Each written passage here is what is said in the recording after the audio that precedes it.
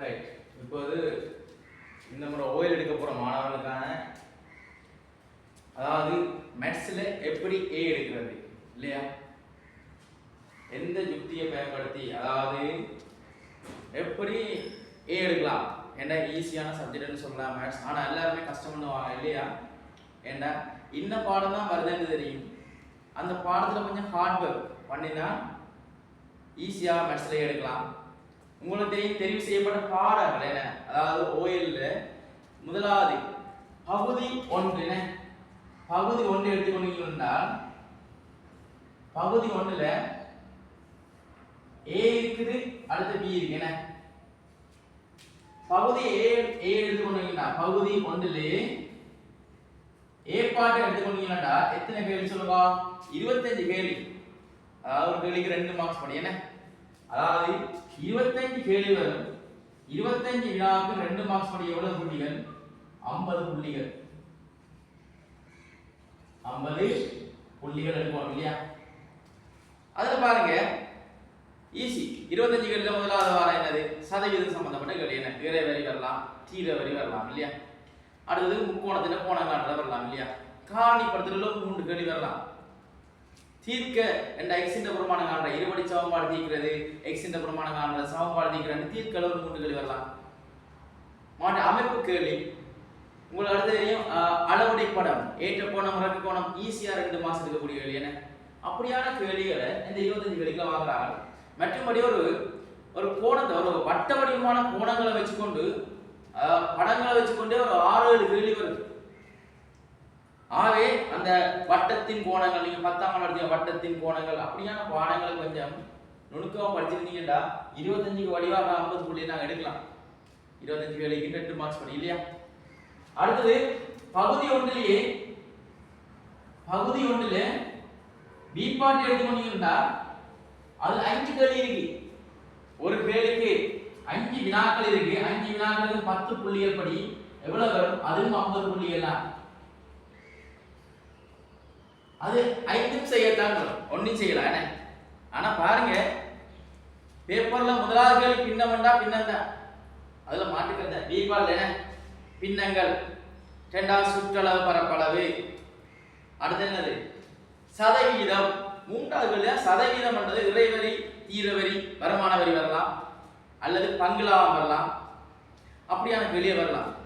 4வது கேள்வி சொல்லின் தரவுகளை வகைப்படுத்தல் இல்லையா, தரவுகளை வகைப்படுத்தல், 5வது நிகழ்தகவு. அப்ப இந்த பி பாட் வரக்கூடிய என்ன வினாக்களும் 1 பின்னங்கள், 2வது சுற்றளவு பரப்பளவு, சுற்றளவு பரப்பளவு சேர்ந்த மாதிரி வரும் என்ன. 3வது சதவீதம் வரலாம், 10ஆம் ஆண்டு சதவீதம் என்ன. அடுத்தது பங்கு லாபம், இது 2 கலந்த மாதிரியும் வரலாம். 4வது தரவுகளை வகைப்படுத்தல், தரவுகளை வகைப்படுத்தல். 5வது பாத்தீங்கன்னு சொன்னால் நிகழ்தகவு. அவன் பாருங்க இந்த ஃபார்மட் மாறாத மாதிரியே அப்படியே அந்த 5 கேள்வியும் வந்து கொண்டே இருக்கு இல்லையா. அப்ப நம்ம கம்பல் எடுக்கிற என்ன சுலபம் இல்லையா.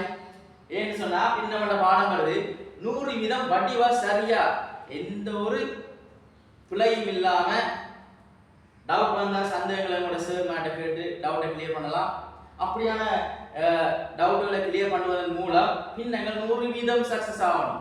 எந்த கேள்வி வந்தாலும் ஏன் எப்படி என்ன மாதிரி செய்யணும் என்ற நுணுக்கத்தை நீங்க அறிந்து கொள்ளணும். ஓகேயா.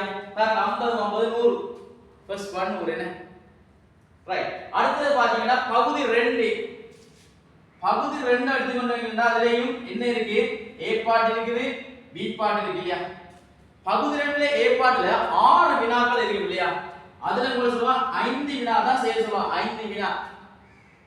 அதுக்கு பாருங்க முதலாவது சதவீதம் என்ன சதவீதம், அதாவது 11வது குறைத்து செல்லும் மீது முறையில் எப்படி 1 மாத தவணை தொகை காண்றது அல்லது ஆண்டு வட்டி விதம் காண்ற இல்லையா, அல்லது இதுல கூட்டு வட்டி எளிய வட்டி சேர்ந்த மாதிரி ஒரு கேள்வி வரும். 2ஆம் கேள்வி உங்களுக்கு தெரிஞ்ச கேள்வி வரைவு, வரைவு என்ன அது 2ஆம் கேள்வி வர வேண்டாம் வரல, அது சொல்லிட்டா வந்து கொண்டே இருக்கு. அது அந்த 100 வீதம் படிச்சீங்கன்னா எல்லாமே 100 வீதம் கூட பேப்பர் செய்யணும் என்ன. மூன்றாம் கேள்வி பாத்தீங்கன்னு சொன்னா ஒருங்கமை சமன்பாடு. ஒருங்கமை சமன்பாடு. நாலாவது பாத்தீங்கன்னா இருபடி சமன்பாடு. இருபடி சமன்பாடுன்னு சொல்றது அல்லது மூணு பேன திருப்தியாக காட்டி அதான் இந்த சமன்பாடு. ஐந்தாவது பாத்தீங்கன்னா உங்களுக்கு வரலாம் திரிகோண கணிதம். திரிகோண கணிதம். ஆறாவது வரலாம் எண்பரம்பல். எண்பரம்பலை வேற எப்படி சொல்லலாம்? நீர்ணம் பரம்பல்னு சொல்லலாம். 6 கேள்வியில 5 கேள்வி செய்யும். சொல்லிட்டாம எடுக்கலாம். வரைவு ஈஸியான சப்ஜெக்ட். ஒருங்கமை சமன்பாடு இருபடி ரெண்டு முறையே மாதிரி தான். எண்பரம்பல் இட காண்றது, அது எடுக்கின்ற இடைமுறையில இட காண்றது, அதெல்லாம் ஈஸியா செய்யலாம் இல்லையா? அதே மாதிரி இதுல பி பார்ட் இருக்கு பாருங்க. பி பார்ட் அதுல ஒன்று பாத்தீங்கன்னா கூட்டல் விருத்தி. மாற்றம் இல்லை. வேளாண்கள் என்ன அது வேளாண்கள் என்ன வரும்? கூட்டல் விருத்தி. பெருக்கல் விருத்தி வரும். அது கூட சான்ஸ் இல்லை. கூட்ட விருத்தி வரும் என்ன. எட்டாவது பாத்தீங்கன்னா அமைப்பு. உங்களை ஈஸியா 10 மாசம் எடுத்துட்டு போங்கன்னு சொல்லி அந்த அமைப்பு கேள்வி வருது இல்லையா? 9வது பாடம் பாத்தீங்கன்னு சொன்னால் தேற்றம். 10வது பாத்தீங்கன்னா அதுவும் ஒரு தேற்றத்தை வச்சு ஒரு கேள்வி தான் வரும். தேற்றம்னா என்ன? முக்கோணியல் ஒருங்கிசைவு இணைகரம் சம்பந்தப்பட்ட கேள்விகள், கோணங்கள் சம்பந்தப்பட்ட தேற்றம் வரும் இல்லையா? 11ஆம் கேள்வி பாத்தீங்கன்னு சொன்னால் நீங்க படிச்சா கனவளவு. அது திருப்தியாக விட காட்டி கோலத்தின் கன அளவு, உருளையின் கன அளவு இல்லையா? மேல கேள்விகளே உங்களுக்கு சமன்பாடு தான் தருவான். போட்டு ஈஸியா காணலாம். 12ஆம் கேள்வி என்ன ஈஸியான பாடம்? தொடை.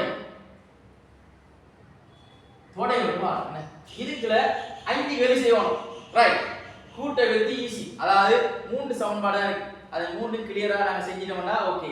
அமைப்பு சொல்ல சொல்ல கிளறி கொண்டு வந்துட்டோம்னா ஓகே. தேட்டம் கொடுங்களேன். அது கடைசியா செய்வோம். கனவளவு அதுவும் திருப்தியாக காட்டி ஒரு சமன்பாடு தருவாங்க. அதுக்கான அதை வச்சு கொண்டு செய்யறதில்ல. மேல கோலத்தின் அளவு, உருளையின் அளவு தருவான் தானே, அதை போட்டு கண்டிங்கன்னா அதை விட வரும். அதுக்கப்புறம் போட்டு காணலாம் வடிவா மடக்காட்டவன வேண்டாதுக்கு. தோலை அதாவது வட்ட வழியில காட்டியதா வெண்முறை படத்துல காட்டி எப்படி அதுல பெருமானங்களை குறிக்கிறது.